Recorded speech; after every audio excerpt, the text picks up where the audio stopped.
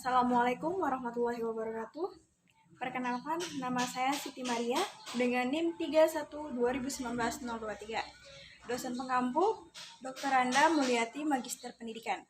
Baiklah, di sini saya membuat video simulasi mengajar untuk mata kuliah Strategi Pembelajaran Bahasa Indonesia.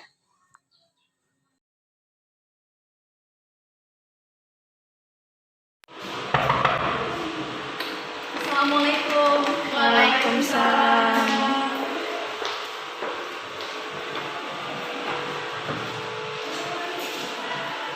Selamat pagi anak-anak. Pagi, Bu. Ya, baik. Oke, sebelum kita mulai pembelajaran kita pada pagi hari ini, mari kita berdoa terlebih dahulu ya.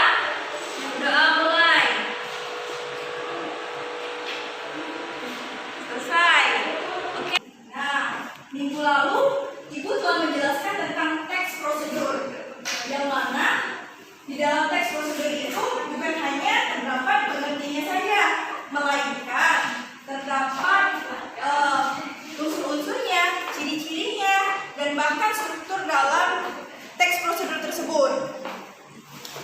Baik anak-anak Ibu, coba siapa yang masih ingat apa sih yang dimaksud dengan teks prosedur? Ayo, siapa yang mau menanggapi? Saya dulu. Ya, baik, Mari Atul. Teks prosedur adalah langkah suatu aktivitas atau kegiatan untuk menyelesaikan suatu pekerjaan. Teks prosedur ini biasanya dibutuhkan sebagai panduan bagi seseorang dalam membuat atau menyusun sesuatu. Oke, benar. Beri aplaus buat Mari Atul. Oke, selain dari pengertian teks prosedur itu terdapat struktur, yang mana struktur itu kan ada beberapa. Coba siapa yang mau menanggapi dan mau memberikan tanggapannya? Struktur di teks prosedur itu apa saja? Ayo, siapa yang mau berani? Tangan. Saya dulu. Ya, baik, ini dia. Struktur teks prosedur ada 4. Yang pertama judul, dan yang kedua ada tujuan, dan yang ketiga ada materi, bisa berupa alat, bahan atau cara, dan yang keempat adalah unsur. Ya, benar. Beri aplaus buat Lydia. Oke. Selain di struktur, materi kemarin juga terdapat ciri-ciri untuk teks prosedur. Ayo, untuk teks prosedur. Ayo, tunjuk Ibu Kusnia. Coba ciri-ciri prosedur itu apa saja sih? Baik, Bu. Ciri-ciri prosedur itu antara lain: 1. Menjelaskan materinya, 2. Terdapat panduan yang harus dilakukan, 3. Menggunakan kata kerja aktif, dan 4. Menggunakan konstruksi atau kata hubung. Ya, benar. Selanjutnya coba Lydia melanjutkan untuk ciri-cirinya. Terdapat aturan dalam hal bahan atau kegiatan. Yang kedua, menggunakan kata keterangan untuk menyatakan rincian waktu. 4. Dan cara. Yang terakhir, terdapat isi kegiatan yang dilakukan secara urut. Oke, baik.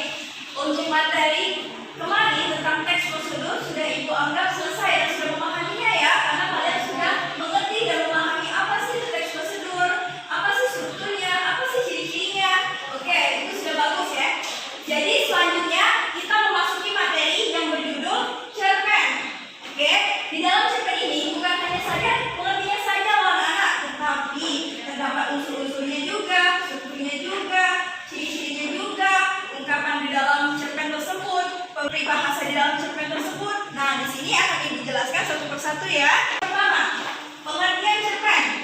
Ibu mengambil menurut Sumarjo dan Saini. Cerpen itu merupakan sebuah cerita yang tidak benar-benar terjadi pada dunia nyata dan ceritanya singkat dan pendek.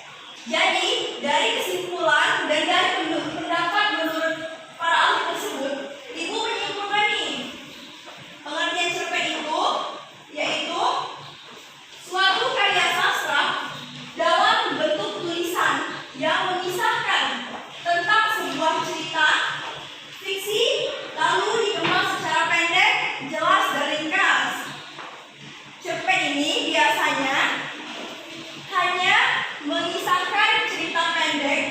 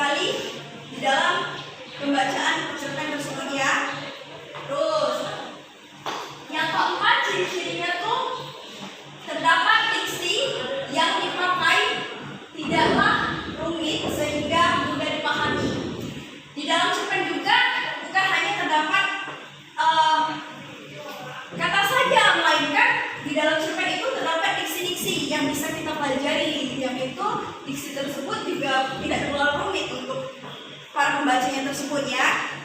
Jadi yang kelima selanjutnya itu memiliki alur tunggal atau satu jalan cerita. Di mana ini anak-anak memiliki alur tunggal, ibaratnya tuh hanya memiliki satu alur dalam cerita tersebut ya, seperti hanya menggunakan alur maju, seperti itu ya. Terus untuk yang keenam itu biasanya cerpen itu ditulis berdasarkan peristiwa